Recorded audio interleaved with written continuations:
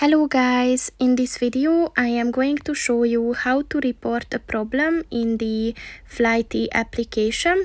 But first I just want to mention, don't forget to subscribe to my channel, because at 10,000 subscribers I am going to show you my whole YouTube revenue statistics and growth strategy, as well as how to make money online. Let's jump into it. First of all, open the application on your phone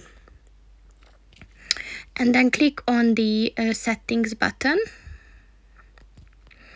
and then if you scroll down at the more section, click on the help and feedback button,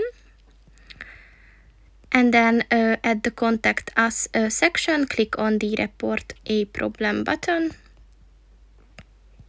and then click on the report a problem button again, and click on the Apple Mail button or any other button, and you can just write them an email with any problem that you have. So that's pretty much it for this video, guys. See you in the next one. Goodbye.